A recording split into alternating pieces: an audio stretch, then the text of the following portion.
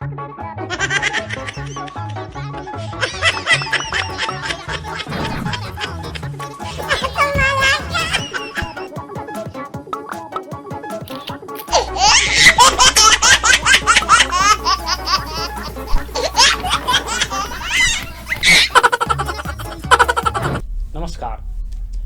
लाइफोके टेलिभिजनको चौतारीमा हास्य व्यङ्ग्य साहित्यकारहरूसँगको अन्तरङ्गको कार्यक्रम र उहाँहरूको सृजना वाचनको कार्यक्रम हास्य व्यङ्ग्य सभामा यहाँहरूलाई हार्दिक स्वागत गर्दछु। म गोपाल नेपाल। आज मैले एकजना साहित्य क्षेत्रका मूर्धन्य व्यक्तित्व, गीतकार, साहित्यकार, कवि, आदरणीय व्यक्तित्व बम बहादुर जितालीलाई यस कार्यक्रममा आमन्त्रण गरेको छु। बम बहादुर जिताली उहाँ बम जस्तै पड्किएर सामाजिक, राजनैतिक विभिन्न व्यथितिहरूमाथि प्रहार गर्नुहुन्छ। उहाँलाई यस कार्यक्रममा म हार्दिक स्वागत गर्दछु। बम बहादुर जितालीज्यू, यहाँलाई यस कार्यक्रममा हार्दिक स्वागत छ। धन्यवाद। साहित्य सृजना तपाईका बम वर्षकहरू, तपाईँ त एउटा बम वर्षक भएर आउनुभएको छ। बम प्रहार गर्नुभएको छ विभिन्न सामाजिक व्यथितिहरूमाथि। तपाईका बमहरू सृजना, साहित्यिक बमहरूको सृजना कहिलेदेखि सुरु गर्नुभयो?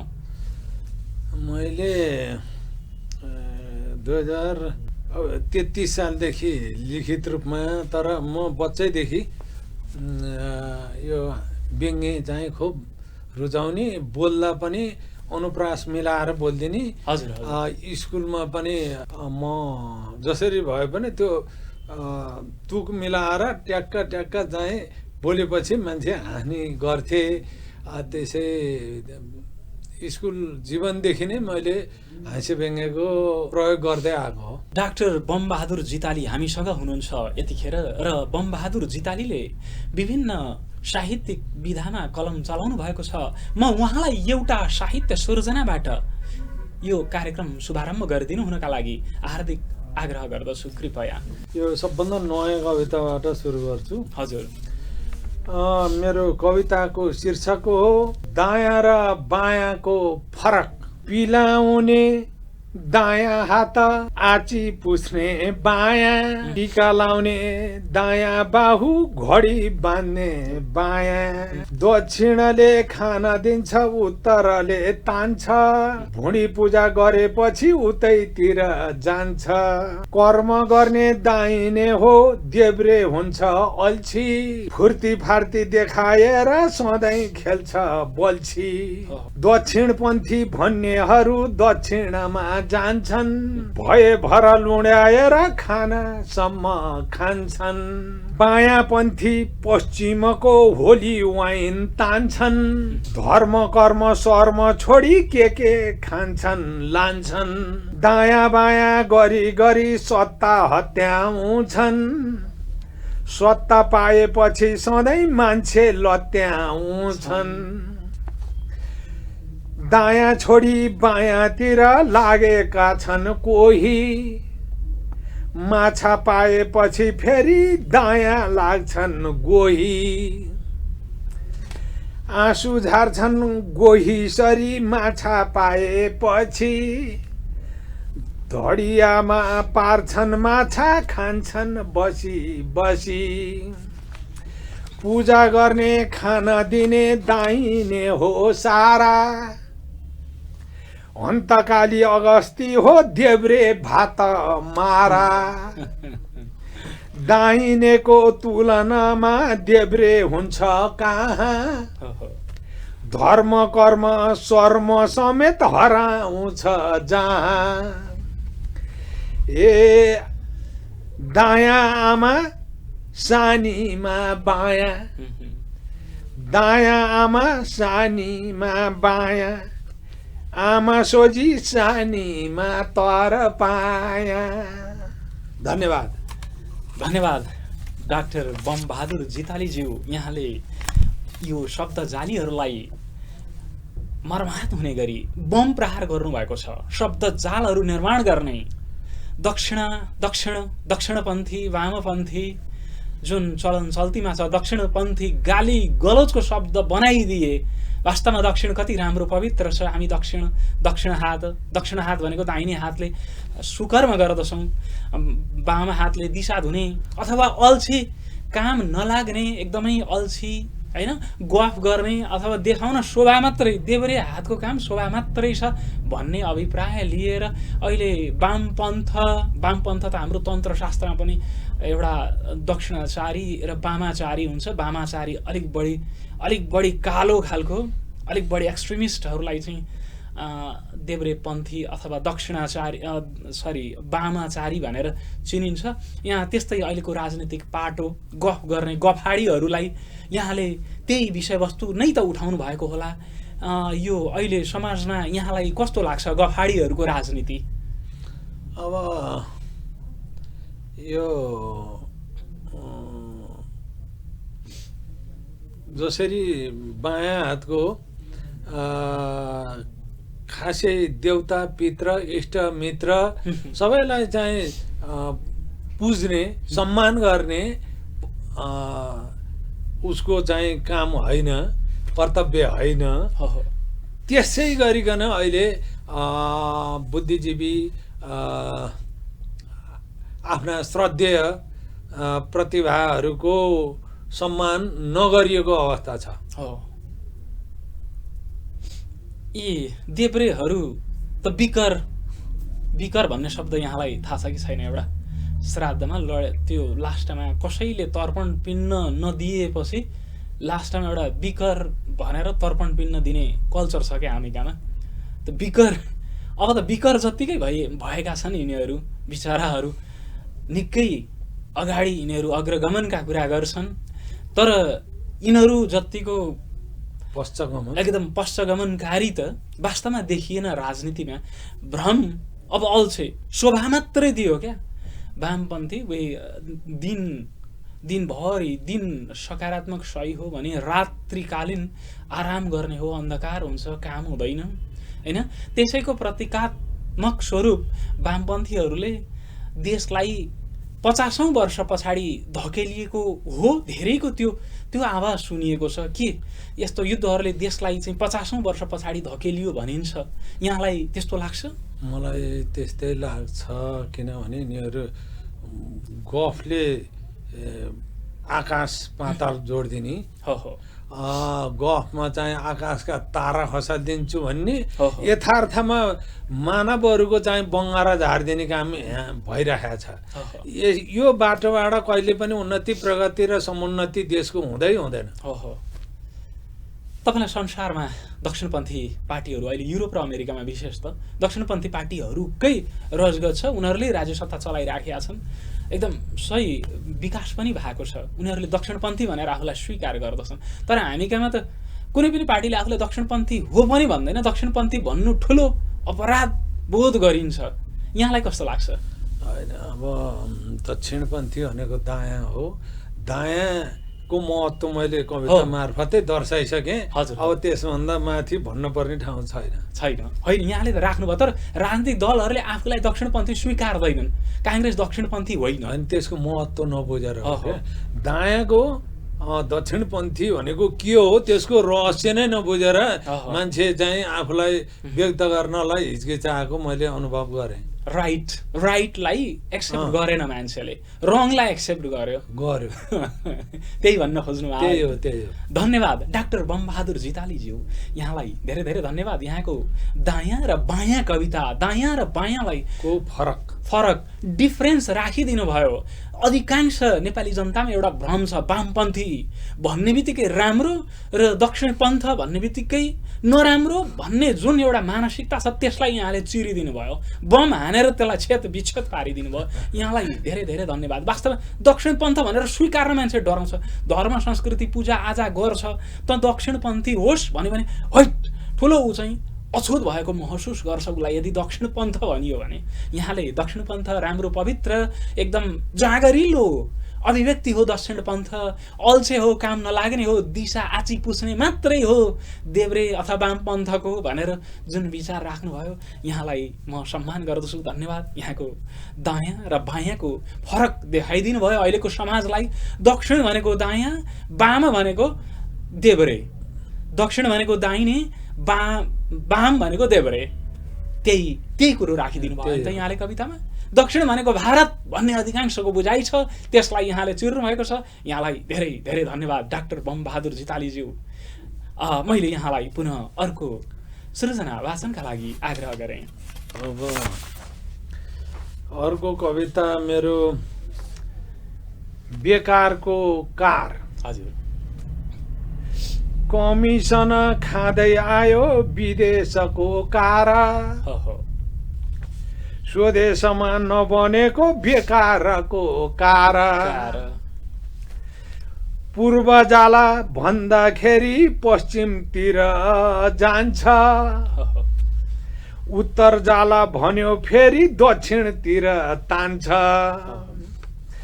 मुलुकले भित्र्याएको अष्टावक्री कार, डिजेलमा नचलेर खान्छ परिकार। चालक झन खाँदा खाँदै बङ्गुर झैँ भयो, मोटरको गति झनै पछाडि पो गयो। जति ड्राइभर फेरे पनि बाङ्गो टिङ्गो जान्छ, कार जसले हाँके पनि साङ्गो पाङ्गो खान्छ। हन्तकाले कार सधैँ बेकारमा गुड्छ, लुड्याएर खान्छ जसले त्यसकै भुँडी फुट्छ। भुँडी फुट्नु भन्दा पहिले कार फेर्नु पर्छ, जनताले खटाएको काम टेर्नु पर्छ। आफ्नै सिप जाँगरमा बनाउनु पर्छ, जनताको चाहनामा चलाउनु पर्छ। कोही भन्छन् ड्राइभर फेरे हुन्छ कि त कतै, किन हुन्थ्यो भ्वाङ मात्र भए जता ततै। गुरुजी र मोटरको हुन्छ साठ गाँठ, दुवैलाई फेरेपछि मिल्छ छाँट काँट। ए खाना मात्रै जानेको कार, फाल्नु पर्छ के पाल्नु बेकार। धन्यवाद। धन्यवाद। कार, बेकारको कार। राणाहरूले हाँके त्यो कार, पञ्चहरूले हाँके उस्तै थोत्रो बनाइदिए, झाम्रो बनाइदिए। त्यस पछाडि काङ्ग्रेसहरूले हाँके, काङ्ग्रेसका गिरिजाले त झन् देशलाई ध्वस्त, राज्यको अर्थतन्त्र नै ध्वस्त बनाउने काम काङ्ग्रेसले गरेको छ। त्यस पछाडि वामपन्थीहरूले सामाजिक सद्भाव भत्काइदिए हैन। कार चलाउने यिनै होइन त हाम्रो समाजलाई। कार, तपाईँले कुन कार? त्यही कार भन्नुभयो होइन त, अहिले राणा शासनदेखिको कार। त्यो कार अहिलेसम्म बेकारमा घुमिरहेछ। यो कार फेर्यो भने ड्राइभर फेरे हुन्छ कि भन्ने कहिले त्यो आउँछ, कहिले यो ड्राइभरले चाहिँ राम्रो गति लिएर हाँकेन भने त्यो कारै बेकारको छ। यो कामै नलाग्ने कार छ, कारै नफेरिकन यो अब मुलुकले सही बाटो लिँदैन भन्ने निष्कर्ष हो यो कविताको। राणाले चलाएको कार, पञ्चले चलाए कार झन् बिगार्दै ल्याए। त्यस पछाडि काङ्ग्रेसहरूले चलाए, झन् लथालिङ्ग बनाए। अर्का कम्युनिस्ट भनाउँदा, जनताका पक्षमा काम गर्ने भनाउँदाहरूले त झनै खतम बनाइदिए। अब त सामाजिक आर्थिक सबै डामाडोल बनाइदिए। त्यही कारले होइन त, त्यही कारले सिद्ध्याइदियो मुलुक। कार यहाँलाई बेकार लाग्यो, सरकार बेकार लाग्यो। अब यो त्यसको अर्थ त्यही नै हो। यहाँलाई कहिलेकाहीँ राजावादीको पनि आरोप लाग्ने गर्दछ। राजाले चाहिँ कार कसरी चलाए, राजाले कार सही सलामत चलाए। राजाले चाहिँ एउटा सिस्टममा चलाएको थियो कार। अब कुन गतिमा जाने, कसरी कहाँनिर गियर लाउने, कहाँ चाहिँ अलि अगाडि चाहिँ बढाउने, त्यो सबै अभ्यास थियो क्या। 200 भन्दा बढी वर्ष सञ्चालन गर्दै आएको एउटा पैतृक एउटा शक्तिको रूपमा स्थापित भएको थियो। अहिलेको त राजनीतिक दल त कुन चाहिँले किनिदिन्छ, टुङ्गो हुँदैन होइन। राज संस्था त कम्तीमा एउटा शक्ति त थियो। यहाँले त्यही भन्न खोज्नु भएको हो? त्यो पनि राष्ट्रवादी थियो क्या। ओहो किनभने राजा स्वयंको स्वार्थका लागि पनि राज्य जोगाउन आवश्यक छ। ओहो राज्य रहेसम्म राजा हुने त हो नि। राज्य फुत्किने बित्तिकै त राजा रहिरहन पाइएन। त्यही स्वार्थले पनि राष्ट्रिय हितलाई ध्यान दिनुपर्ने हुन्छ राजाले। राजा चाहिँ सामन्तको प्रतीक भनेर भन्छन् नि त फेरि। त्यो भन्नेले भन्दै गर्छन्। अब अहिलेका सामन्तहरू भन्दा मतलब राजा भन्दा हजारौं गुणा अहिले सामन्तहरू बनिरहेका छन्। ओहो अहिले नव सामन्तहरूको उदय भएको छ। स्थापित एउटा राजा थियो भने अहिले हजारौं राजाहरू नवराजाका रूपमा स्थापित भएका छन्। धन्यवाद कवि डाक्टर बमबहादुर जितालीज्यू यहाँलाई। मैले फेरि पुनः अर्को सृजना वाचनका लागि यहाँलाई आग्रह गरेँ। ल अब यो आलु मुला 101 हाँस्य व्यङ्ग्य कविता सङ्ग्रहबाट म एउटा कविता भन्छु। यसको शीर्षक छ तस्करको लस्कर।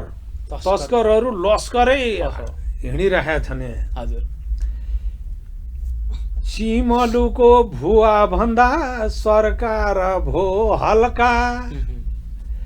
काले गोरे तस्कर छन् निकै अल्का अल्का।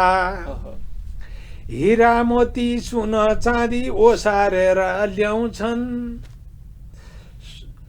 सञ्जाल नै सक्रिय छ लुण्याएर भ्याउँछन्। पुलिसले पक्रिएर केरेपछि पुरा बयानमा फुत्किहाल्छ सञ्जालको कुरा। मन्दिरमा बढाएर भेटी चढाउँछन्। मन्दिरमा बढाएर भेटी चढाउँछन्। चढाएको भेटीले नै खसी बनाउँछन्। त्यसपछि जे माग्यो त्यही पुग्ने गर्छ। आशीर्वाद पाएपछि भन कसको डर छ। जानेका छन् खुसी पार्न मन्छाउन डर। सुमरेर नेतालाई पन्छाउँछन् पर। तस्करहरूले नेतालाई पनि सुमरिदिन्छन् पैसाले। यही चाला हिजो थियो आज झनै चर्को। छाती खोली हिँडेका छन् तस्करको लर्को। भेट्न पाएपछि कसले मान्छ झर्को। तस्करी झन् चुलिँदो छ एकपछि अर्को। तस्करको लस्करै लस्कियो सरकार झन लचकै लस्कियो। धन्यवाद। धन्यवाद डाक्टर बमबहादुर जिताली। जहाँ छन् बुद्धका आँखा। यस्तो गीत सृजना गर्ने एउटा कविले यो सामाजिक व्यथितिहरू तस्करहरू यो समाजमा भएका यस्ता विघ्न कुरीतिहरू कसरी पहिल्याउनुहुन्छ यहाँले। बुद्धका आँखाले त राम्रो स्निग्ध सफा विशाल देश देख्छन्। त्यस्तो गीतकार लेख्ने मान्छे यस्तो फोहोर चिज पनि हेर्दै तस्करहरूको लस्कर कसरी हेर्नुभयो। त्यो आँखा त्यो बुद्धका आँखाहरू जहाँ कम्प्यासन एन्ड विजडम भन्छ प्रज्ञोपाय भन्छ प्रज्ञा र उपाय मेथड एन्ड कम्प्यासन यो प्रज्ञा भनौँ न विजडम प्रज्ञा हेर्ने हो। त्यो प्रज्ञा पारमिता बुद्ध धर्मको माथिल्लो स्तर हो। पर्फेक्सन अफ नलेज विजडम भनिन्छ। यहाँ त्यो बुद्धका आँखाले संसार हेर्ने मान्छे यो फोहोरमा कसरी छिर्नु। यो डङ्गुर सामाजिक आर्थिक राजनीतिक हरेक फोहोर डिङ्गुरमा कसरी छिचल्नु भयो। अब यसो छ जुन बेलामा मैले जहाँ छन् बुद्धका आँखा लेखेँ हजुर त्यति बेला शान्ति क्षेत्र नेपालको घोषणा गरिएको थियो र 100 भन्दा बढी राष्ट्रहरूले समर्थन गरिसकेका थिए। त्यो बेलाको परिस्थितिमा मैले बुद्धका आँखा गीत रचना गरेँ र म आफैले अहिले चाहिँ जहाँ छन् गिद्धका आँखा हजुर त्यसको प्यारोडी ठ्याक्कै प्यारोडी बनेको छ अहिले। हजुर हजुर अब कहाँको बुद्धका आँखा कहाँको गिद्धका आँखा होइन, गिद्धका आँखाले हेरेपछि फोहोर मैला जहाँ जे सबै भेटे देखिँदो रहेछ। सिनो कहाँ छ कहाँ गनाएको छ सबै थाहा हुँदो रहेछ।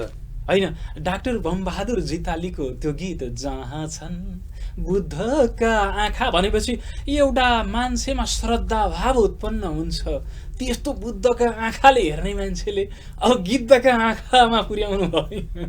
सिनुहरू कयौँ कोष टाढाबाट सिनु भेट्ने जहाँ छ गिद्धका आँखा भनेर अब के यो गीत लेख्दै हुनुहुन्छ कि लेखिसक्नु प्यारोडी? होइन, त्यो लेखिसकेँ। हजुर हजुर लेखिसकेँ। अब त्यो त्यसलाई चाहिँ मैले प्यारोडी अहिले यो जतासुकै विकृति विसङ्गति अन्याय अत्याचार भ्रष्टाचार दमन अलिकति आदर्शमय विचार राख्ने नीतिवान प्रतिभाहरूको दमन भइराखेको छट्टु यस्ता मान्छेहरू जो बोका हरूले चाहिँ सबै अवसर पाउने अवस्थाको सिर्जना भइसकेपछि मलाई त्यो किसिमको भावना उत्पन्न भएको हो। धन्यवाद कवि। मैले यहाँलाई पुनः अन्तिम रचना सृजना वाचनका लागि मैले यहाँलाई आग्रह गरेँ। हामी लाइफ ओके टेलिभिजनको हास्य व्यङ्ग्यको चौतारीमा छौँ। चौतारीमा बम पड्काउँदै हुनुहुन्छ आदरणीय कवि डाक्टर बमबहादुर जितालीज्यू, कृपया। अब मैले एउटै यो सवाई छन्दमा र सुनाएँ अहिलेसम्म। सवाई छन्द मैले 12 वर्षदेखि नै लेख्न थालेको छन्द हो। यो छन्दमा मनका भावनाहरू सहजै तुरुन्तै पोख्न सक्छु र अहिले मैले शास्त्रीय छन्दमा पनि 176 छन्दमा रचना गरिसकेका छु। शास्त्रीय छन्द चाहिँ नेपाली भाषामा जस्तो हुर्किने र एकदम सुहाउने ठ्याक्क शब्दहरू फिट हुने अरू भाषामा पाइएन क्या शास्त्रीय छन्द। संस्कृतमै भन्दा नेपाली भाषामा बढी उचित रूपमा प्रयोग भएको पाइयो। हजुर। अब संस्कृत भाषामा अन्त्यानुप्रास मिल्यो भने अन्त्यानुप्रास अलङ्कार मानिन्छ। हजुर। तर नेपालीमा चाहिँ त हरेक पंक्तिमा चाहिँ अलङ्कार परिरहेछ। त्यो अलङ्कारको व्यवस्था भानुभक्तबाटै भयो। अनि पनि आदि इत्यादि भनेर पनि अनुप्रास मिलाइयो र त्यसलाई अनुप्रासको मिठासलाई अहिलेसम्म पनि सबै कविले पछ्याउँदै आएको अवस्था छ। म यो शार्दुल विक्रीडित छन्दमा यो रचना गरेको म यो सुनाउँछु। मेरो शीर्षक कविताको शीर्षक चाहिँ आयो जमाना नयाँ। आयो जमाना नयाँ। हजुर। नेपाली जनता ढले मुलुकमा सप्रे मुलाका मुला। हजुर। हाम्रो देश मुला बनाउन उठे राता र सेता मुला। आयो चाल नयाँ विकास गतिमा ताना र माना नयाँ। बढ्दो घुससँगै बढो छ महगी आयो जमाना नयाँ। माटाका मलिला मुला मिलिजुली खान्छन् नराखी कुनै। नेपाली वन जङ्गलै सकिसके छन् शक्तिमा झन् उनै। आयो ढङ्ग नयाँ विसङ्गति नयाँ गाना बजाना नयाँ। भ्रष्टाचार कुकर्मले गति लिने आयो जमाना नयाँ। छेपारो सरी रङ्गिने जति छ भई हुन एक ड्याङ्गे मुला। नेपाली जनआतको रस चुसी हुन्छन् तिनै ठुल्ठुला ओहो जान्छन् कार चढी नयाँ सदनमा कुर्ता लगाई नयाँ भाषा भेष र देशको चलनमा आयो जमाना नयाँ जो उच्च मुला भए मुलुकमा खाएर ठुला उनै ठुला तस्कर लस्करै अघि बढे जाग्दो छ खाँडो झनै खानैका मतमा मिले सब मुला भत्ता बढाए नयाँ ठुला मानिसले लुण्या हुने आयो जमाना नयाँ नेपाली पसिना चुसेर दिनहुँ ठुला हुँदैछन् मुला भ्रष्टाचार दबाउने विफलमा आयो जना छन् मुला चक्का जाम गराउँदै मुलुकमा आए दलाली नयाँ यस्तैको गरिमा बढ्यो दिनदिनै आयो जमाना नयाँ यस्तैको गरिमा बढ्यो दिनदिनै आयो जमाना नयाँ। धन्यवाद। गुये मुलाहरूले नयाँ जमाना ल्याए विभिन्न मुलाहरू सप्रिए मुलै मुला एउटै ड्याङका मुलाहरू यस्तै यस्तै परिवेशलाई उठान गरेर आदरणीय कवि डाक्टर बमबहादुर जितालीज्यूले आफ्ना भावहरू कविता मार्फत अहिलेको समाजमा व्यथितिमा प्रहार गर्नुभएको छ। यहाँलाई धेरै धेरै धन्यवाद छ आदरणीय कवि। यहाँका केही अन्त्यमा छोटकरीमा केही विचारहरू राख्ने केही त्यस्तो छ भने कृपया हाम्रा दर्शकहरू माझ सटिक एउटा कुनै आफ्नो विचार राखिदिनु हुन मैले यहाँलाई आग्रह गरेँ। अब यो कविहरूले चाहिँ आफ्ना भावनाहरू कवितामै व्यक्त गरिसकेका हुन्छन्। कविहरू कम बोल्छन् धेरै लेख्छन् तर थोरै लेखेर पनि धेरै कुरा त्यसमा एटम बम जस्तो त्यसमा अटाउन सक्ने क्षमता भयो भने नै कवि हो। अब किन त्यो अन्तर्मुखी हुन्छ कवि, बहिर्मुखी भाषण गर्नेहरू बहिर्मुखी हुन्छन्, सतहमा भाषण गर्छन्, त्यो चुरोभित्र पसेर कुरो गर्ने चाहिँ कवि नै हुन्छन्। धन्यवाद डाक्टर बमबहादुर जितालीज्यू, हाम्रो कार्यक्रममा आइदिनु भयो। यहाँलाई धेरै धेरै धन्यवाद भन्दै म कार्यक्रम सञ्चालक गोपाल नेपाल पनि आजका प्राविधिक मित्रहरू जसले यो क्यामेराका फोटोग्राफीका मिसिनहरू लिएर हाम्रो कार्यक्रम रेकर्ड गरिराख्नु भएको छ कृष्ण थापा लगायतको टिमलाई धेरै धेरै धन्यवाद दिँदै म पनि कार्यक्रमबाट बिदा हुन्छु। हस्त धन्यवाद। नमस्कार। नमस्कार। धन्यवाद। जय मातृभूमि।